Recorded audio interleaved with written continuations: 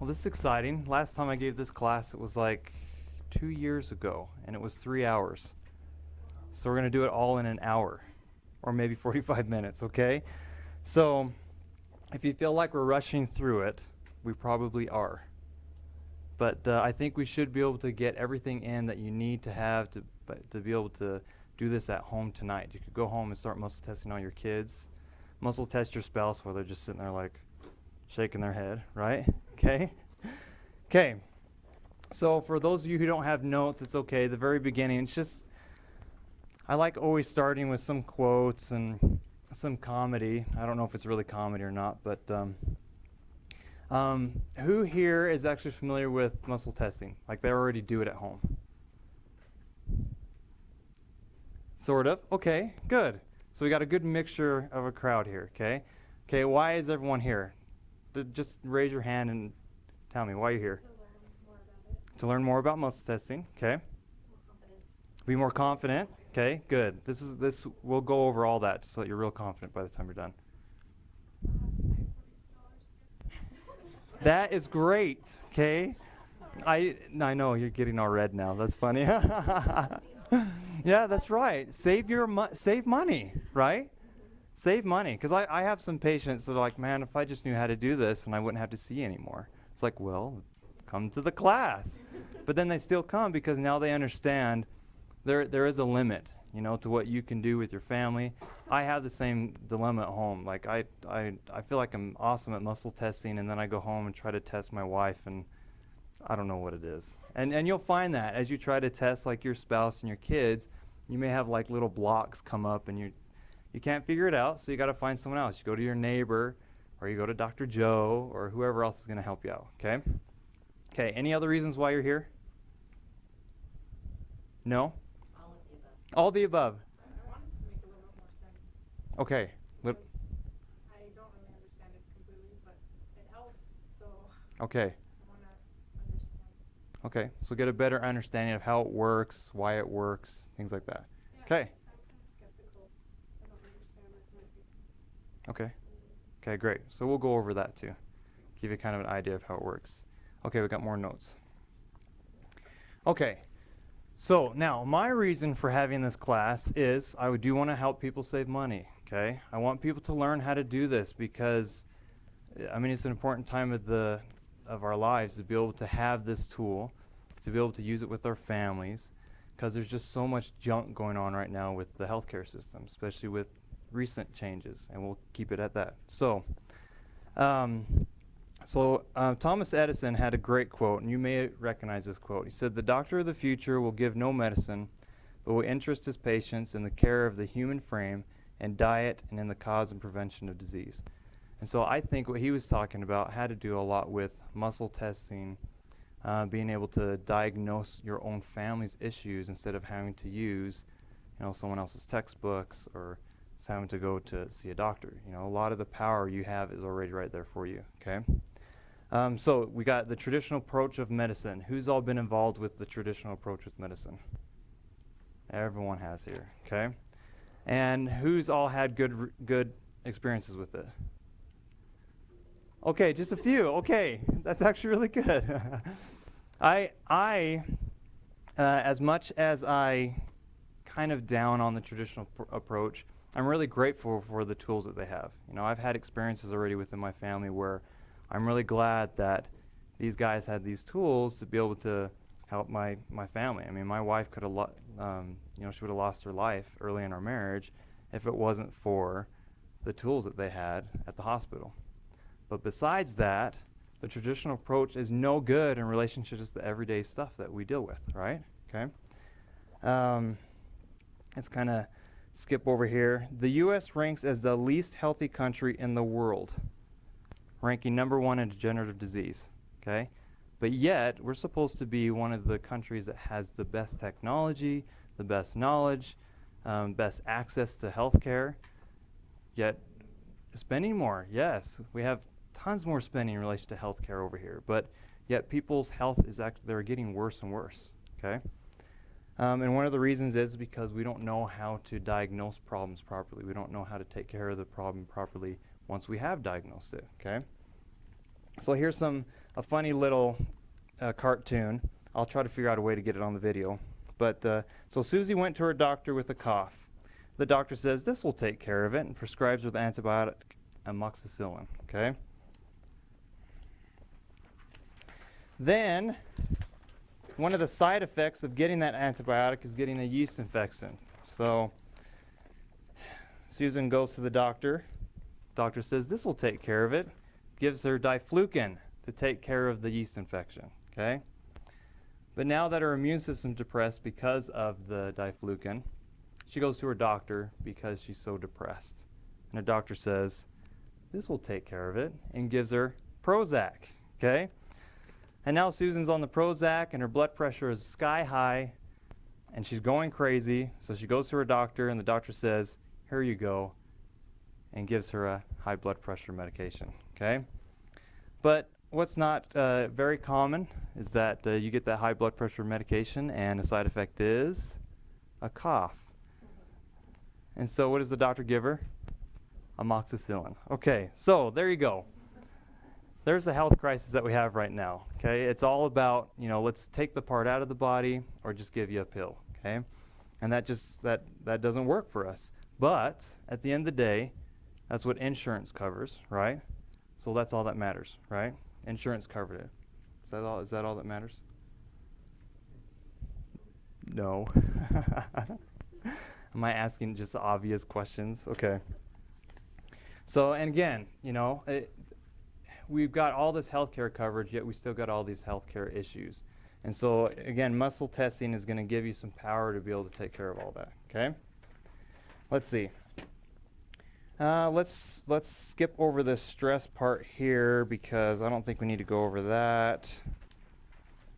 What is disease? A disease is a collection of symptoms, and what causes symptoms? Imbalances. Okay, and so our healthcare system these days doesn't really do very well at taking care of imbalances or even figuring out what imbalances are. Okay, so muscle testing allows you to be able to do that. Allows you to be able to figure out imbalances really quick. Okay. All right, here's some of what Melissa here was wanting to ask about, you too, okay, about does it make sense, what is actually going on, how does this work, okay? So let's talk a little bit about the conscious mind and the subconscious mind. So the body, you can actually use the body as if it's a lie detector, okay? Who's ever used a lie detector? Have you ever had to go through a lie detector test? Okay. Basically, the way that it tests your body is it's reading subtle biological changes inside the body, okay? And so muscle testing does the same exact thing. As you're doing testing, as you're asking questions with the body, you're actually getting response from these little changes inside the physiology inside the body, okay? But this is probably the part where most people have a hard time understanding is the difference between speaking to the conscious mind and speaking to the subconscious mind, okay? Who has an answer of what the difference is between the conscious mind and the subconscious mind? It's conscious more like we're aware of it, and then subconscious is things that are happening that we're not really paying attention to, like I don't know, it's like muscles and our body's taking care of things that we don't have to like tell our stomach to adjust. Right, exactly. Yep, conscious mind. You've heard that phrase that we only use like 5% of our brain power. Or actually, what that phrase means is that we're only about consciously we're using about 5% of our brain, whereas the other 95% is all about what Melissa was talking about, having to digest your food, being able to sleep, breathing. I mean, how many of you are actually thinking about breathing right now? No, you are now. Yes, exactly. So we brought it to your conscious awareness. Okay, but most of the time it's just a subconscious thing. And that would drive you crazy if you had to think about digesting your food. So you eat the steak and then you have to sit there. Okay, good. Now you take your drink of water. You wouldn't be able to live that way. And so you've got to use your subconscious mind to do all of that background work. Now here's another neat thing about the subconscious mind. Not only is it doing all of that back work in relation to breathing and digesting and trying to get enough air into your body, all that fun stuff, is that it's also keeping track of everything that's going on for you, okay? Your subconscious mind remembers everything, remembers every single event that you've had in your life, remembers every single face that you've seen in your life. It remembers every single type of pathogen that you've received inside your body. Any time it's had a big, humongous immune response. It remembers all of these things, okay? Because it has to keep track of all this stuff to make sure that it keeps you in balance. The problem is that when you've had so many of these events happen, your body starts to have, consciously now, you have to be able to log this in a certain way to be able to function properly, okay? So that's where we have the conscious mind and the subconscious mind coming together. Archives everything you remember, or remembers everything you do. Your subconscious mind works much like a binary computer. So that's how muscle testing works. You can't ask the body, how old are you, and then try to muscle test. It doesn't work that way. You have to have a yes or no type of question to be able to have muscle testing work, okay?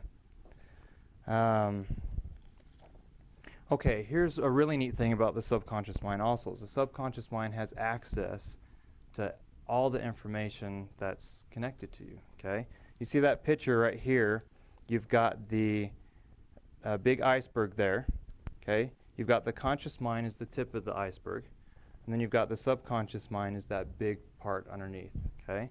But the water, what that picture's saying is the universal intelligence. So all of us are connected to the universal intelligence. We're all connected to this energy that we can access information from. Access information about the emotion code chart. I don't know how many of you are familiar with the emotion code chart, but we have that chart where we can go through and ask the body, okay, which emotion is it? Is it in column A? Is it in column B? Okay? And you don't even have to know that or memorize that chart, yet your body still knows what's on that chart because it's part of that universal intelligence, okay? Muscle testing accesses that information, okay? You can determine what your subconscious mind already knows just by using the muscle testing, okay? All right. So, now, let's get into the muscle testing part. You can ask more questions about that whole subconscious, conscious at the end, okay? Because I have a feeling there's a lot of questions already. All right, the Zwei test. The Zwei test is probably the most basic muscle test that you can use on yourself when you're trying to muscle test yourself, whether it be for your own stuff, for someone else's stuff, okay? Who's done this test before? Okay, good. Did you feel like it worked pretty well for you? Okay. Yes. Okay. Now, the reason why the Zwei test works the way that it does is because of the way that we subconsciously view things. You've got something in front of you, you got something in back of you. So the way when you do the Zwei test is that when you're asking a question, so you might ask a question like, do I have a virus? Okay. And as you do the Zwei test, if you do have a virus, a yes answer is going to be swaying forward. A no answer is going to be swaying back. Okay?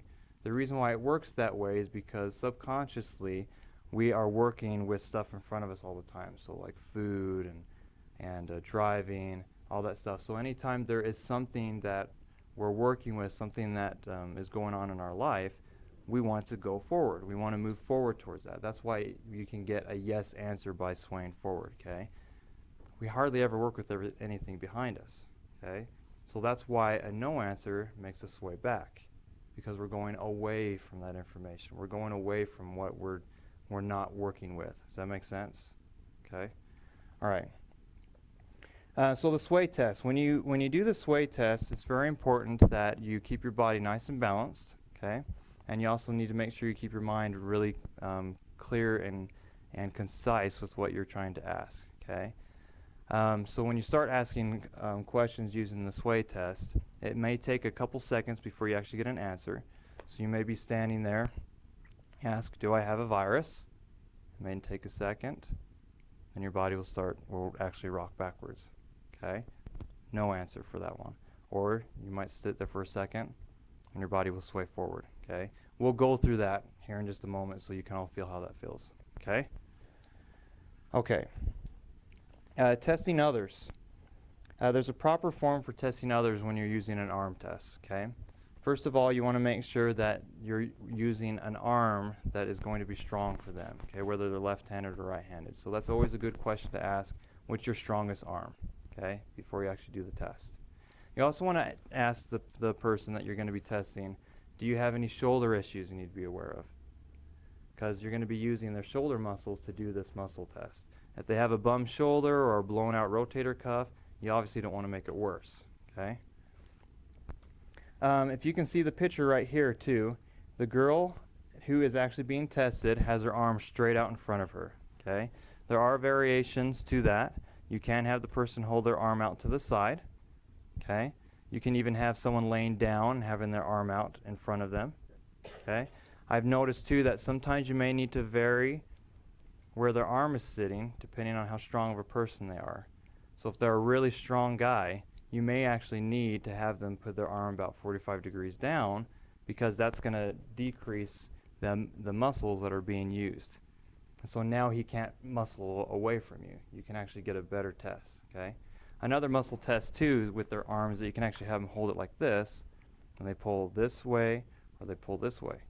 And you just feel for the change that way, okay?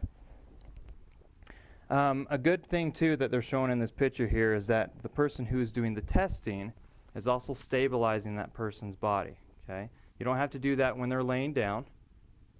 Just when they're standing up, you need to make sure you have another hand on their person's body just to stabilize them, so that they're not rocking all over the place and you're getting a nice solid feel to the test, okay? Okay, the next picture that we're showing here is the proper finger placement. Now, if you all look on your wrist here, you can see you've got that bone right here. Okay, that little bone that sticks out, and you can see it in the picture too, the little bump right there. Okay, when you do the testing, you always want to make sure that you are above that, okay? Anytime you go beyond that point, there's an automatic response inside the brain that you're going to hurt the wrist. And so it actually turns off all the muscles inside the arm. So if you're testing right up in this area right here, you're going to get a weak test every single time, because the body's trying to protect itself from getting hurt. So you got to make sure you're always above that bone right there when you're doing the testing, okay? In the picture it shows here that they're using 2 fingers. Okay, you may find that your hand or your arm is too weak to use 2, so feel free. You can use 3, you can use 4, you can use your whole hand to do that pressure. You're just going to have to kind of experiment on a lot of people and decide which one feels best, okay? I found when I test, for some reason, using these 2 back fingers is what I like to use when I'm pressing on the person's arm. I can feel it a lot better. I for some reason, when I try to use 2 fingers, I feel like I'm always overpowering the patient. So I use my back 2 fingers, and I feel like I have better control that way, okay? So just experiment. Okay. A really important thing about muscle testing, especially when you're muscle testing someone else's arm, is that you want to pretend that you're using hydraulic force with that, okay? Hydraulic force basically means that you're using steady pressure, okay? So you have someone that holds out their arm and you want to muscle test them. Do you have a virus? And if you push it that fast, they might not be ready for it, or they're so ready for it that, then have you ever tried picking up an empty cup and you thought it was full, and you do this type of thing? You'll get that type of reaction too with the patient, okay? So whenever you start pushing on the patient's arm, obviously you want to give them a little clue. Okay, I'm going to start pressing on your arm, or just give them a clue. When I start pressing on your arm, press against me, okay? So as you start pressing on their arm, you want to give it gradual, some steady pressure, and then you'll start having you'll be able to feel if the muscle's steady, or you'll actually be giving gradual pressure and you'll feel that, oh, their arm's still falling down, okay? So if you be really steady, and you usually do it over a count of 3, so 1, 2, 3, okay, their arm's nice and steady, or you go 1, 2, 3, okay, they can't hold that, so that must be a no answer, okay? Strong answers yes, weak answers no, by the way, okay? Let's see here. Oh yeah, tips for testing other people. Always make sure you're doing smooth increasing force, okay? Apply it over 3 seconds of time. Don't rush it. As soon as you have your answer, let it go, okay? Because there are some people that they just have weak muscles. So you'll be able to feel that it's a nice solid muscle, you're done. Or you'll feel, oh, it's not solid, you're done. That way you prevent blowing out that person's muscle, or even making yourself tired after doing so much testing. There was a time where I was doing so much testing in my office that I actually started creating shoulder issues. So that's why I changed my muscle testing method. Don't bounce. That's one I see a lot of people do at the very beginning. They end up doing this type of thing, and you can't tell, is this a weak or a strong answer, okay? So just nice little steady pressure, and then let go, okay? Okay, good. These are good phrases to use right here when you're testing someone. Meet my pressure, okay, or meet my resistance. And then the other one would be resist me gently, okay? Because really at the end of the day, we're not competing with that person, right? So we're not trying to blow out their arm, and they're not trying to make sure they keep their arm up. We're just trying to get some sort of answer, okay? If it hurts, obviously stop and try another method, okay? Whether that be maybe you change the angle with their arm, you're going to change a different method for them, okay? Okay. A lot of times you'll have a person that's not testing well, or you're not testing very well.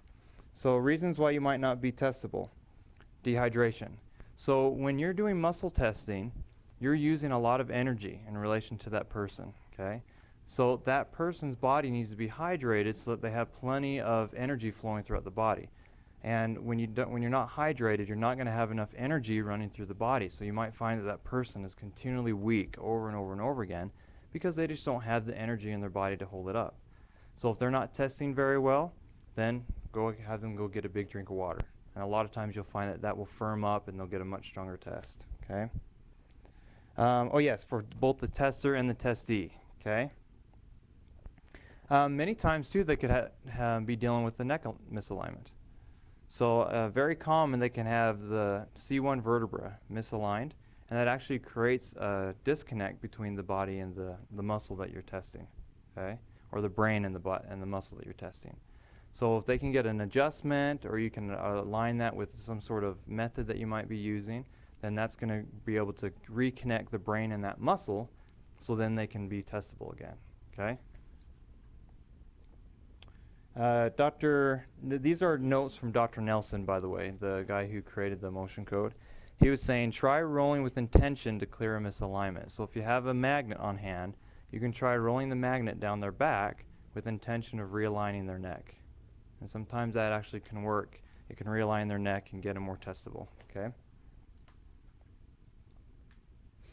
Oh yes, also, trapped emotion, which this is my plug-in for. Make sure you come next week for the emotion code class, okay, where Dr. Whitaker will actually teach you how to do the emotion code, okay. If you have some trapped emotions that are coming up to the surface, sometimes that can decrease your ability to muscle test properly, whether that be for you as the tester or the person who's getting tested, okay.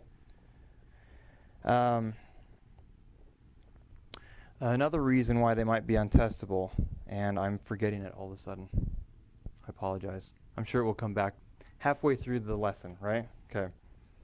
Okay. Good. Self-testing. How many here self-test themselves? You've tried? Okay. Okay. This is probably one of the best tools that you can have, because if your kids are running around and you need to test them, or maybe they're too small to have them hold their arm up, okay? Or maybe you're testing someone that is in a coma.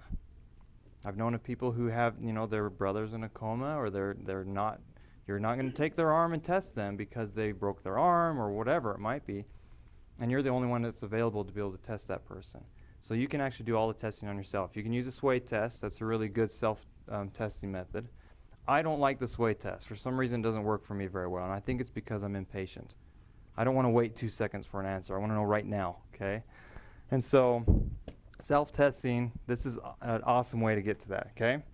All right, so we got the hole-in-one method. I don't know if you can see that very well on the picture, but basically what they're doing is that they're bringing their 2 fingers together on one of their hands, okay? And it can be any finger. You're going to have to experiment with which fingers work out best in relation to what you're testing, okay? And then what they're showing here in the picture, they're not going to be able to hear me. That's okay. You're basically trying to pull open those fingers using your other fingers, okay? So that's one method. That's the hole-in-one method, okay? So a yes answer would be, okay, nice and strong. I can't open up my fingers. A no answer would be, oh, I can't keep my fingers together, okay? So that's a weak answer, and that's a strong answer when you're doing the testing, okay? Does it matter which, like if I'm right-handed, does it matter if I do this with my right hand and then that with my left? Or? Nope. Nope. In fact, you'll find that you'll have to experiment with both hands, because you may find that, man, my right hand is just way too strong. I cannot get that open no matter what I do. And so you have to go to your weaker hand and then test that way, okay? We'll go over that again here in the next few minutes, okay? All right, the Han Solo method, that is my favorite method. That seems to be the easiest and the quickest, and you don't have to have two hands. If you have just one hand available, you can do the testing, okay? So basically how you're doing it is that you're using one of these fingers here, okay, as the testing finger, kind of like the arm, right? And then you're using one of your other fingers to actually push down that finger, as if you were trying to push down on someone's arm, okay? And so you may find, okay, that's a nice strong test, and that's a weak test. I cannot keep my finger up, okay? It's a weak test, okay? And you can experiment again with any finger. I think, how do I do it? Yeah, I do it like this. So I push on this joint, and I'm actually feeling the muscle back here. Some people are feeling it right up in here. That's where they feel the change. But for me, for some reason, I'm testing this part of my finger, and I'm feeling it back here. So if I ever lose this part of my finger, I can still do my testing.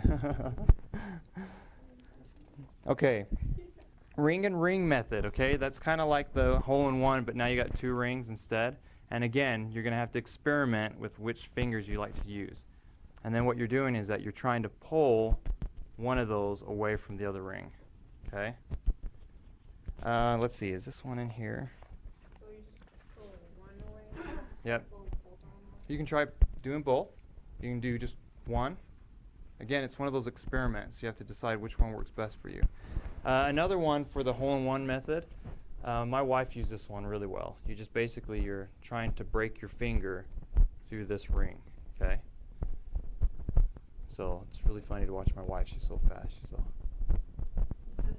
so, okay. And then also another one is actually just trying to pull them apart with another finger.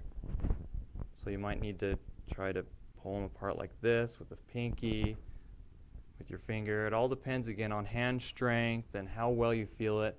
I think one of the top clues in relation to self-testing is being able to feel the change. You don't particularly have to see, oh, I just broke through. Even if you just feel, oh yeah, that's weak, that's all you really need. Or you know, oh, that's strong, okay? So self-testing is more of a feeling your way through the test, okay?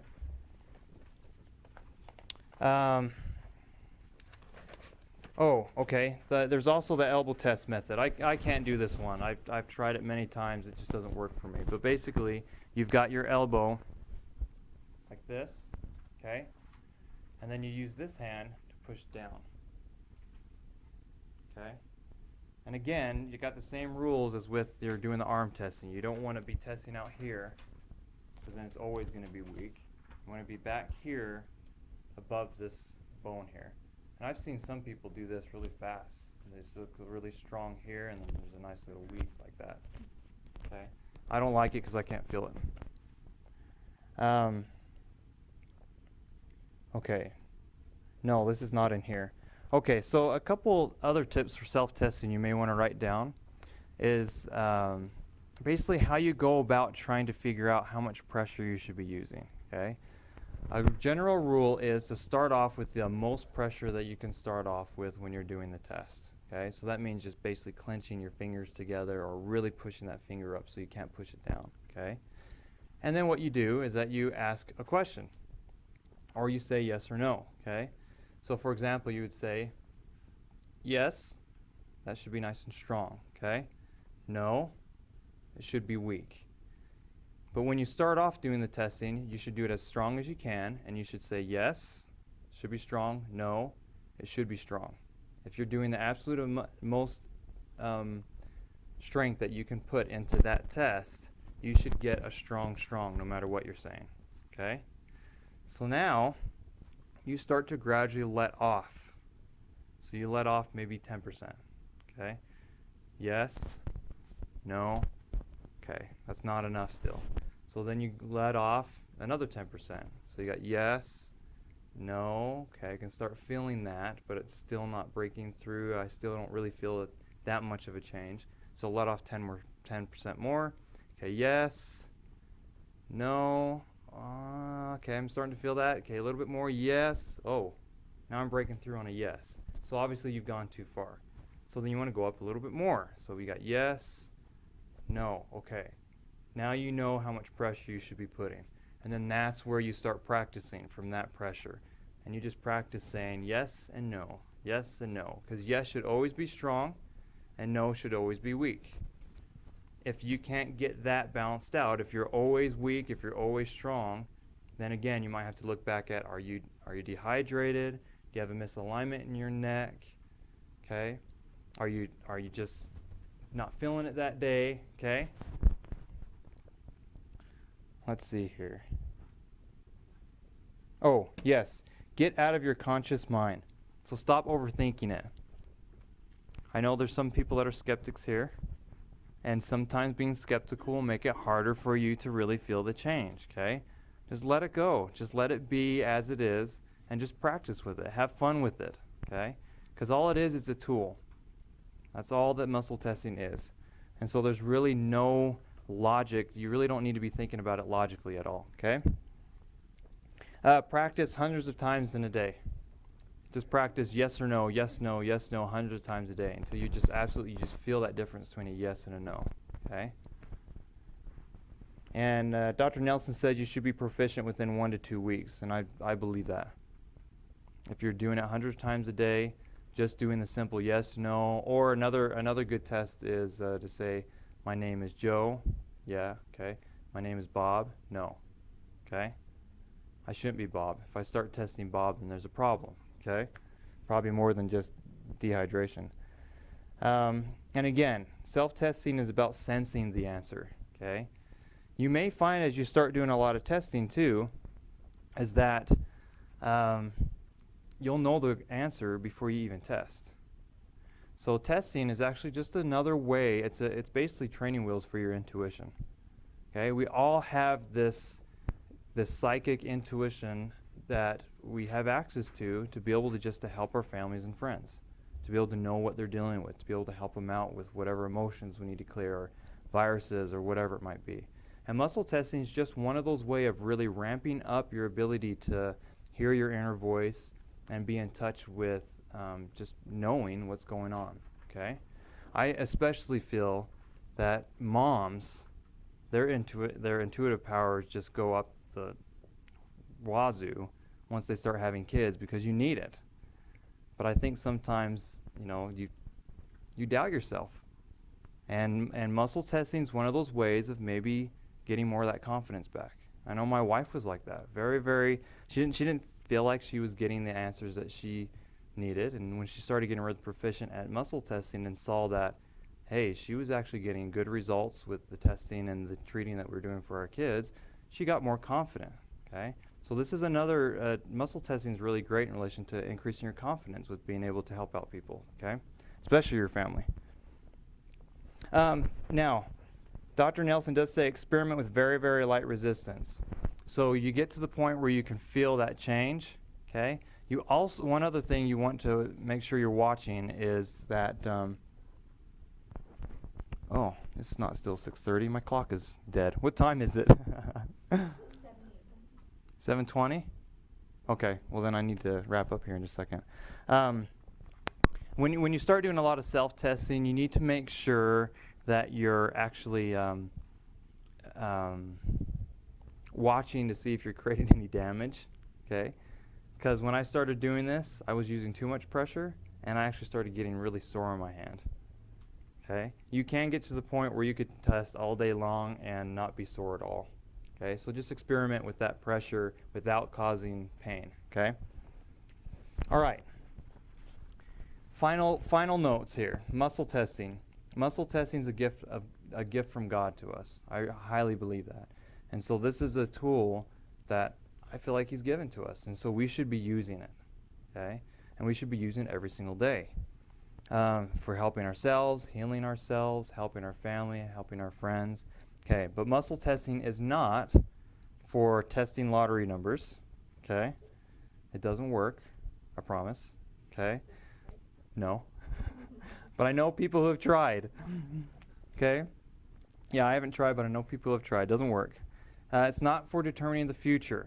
Okay? So I know a lot of people want to know, should I make this decision in the future? Can you just muscle test me for that real quick? It doesn't work that way. For some reason, we're not connected into the universal intelligence that way. Not yet. Okay? It's not for making really important decisions like what college should I go to? Who should I marry? Okay? These are not things that you should be asking using muscle testing. I know of people who honestly feel like you should be using muscle testing to make big decisions in your life. I do not believe in that because you're just going to cause more pain down the road if you try to do that. Okay? So just make sure that you're using muscle testing for simple things like clearing out trapped emotions and finding out if your son or your daughter has a virus or bacteria that you need to take care of. And I think muscle testing is even a great way to be able to ask, should I be taking this medication? Is this medication doing well for me? Is this supplement good for me? Because I've even seen in the alternative world, you get these doctors that just hand out supplements like crazy, right? Just like the MDs. There's nothing better about that. Yeah, they're natural, but they can cause problems too for people. So it's really good to use muscle testing for supplements, trying to decide what foods you should be eating. You can even use muscle testing to decide if you need to get an adjustment, those type of things. If you should spend your $42. No, I'm just kidding. Okay? So don't get neurotic with your muscle testing, okay? Other than that, we'll go over this here in just a second. At the end of the day, muscle testing is basically just there to increase our empowerment and be able to give us another tool that we can really help other people out, okay? Great. So we're going to go ahead and now let's take a moment and actually go through some of the testing, so everything, answer some questions. Sound good? Okay.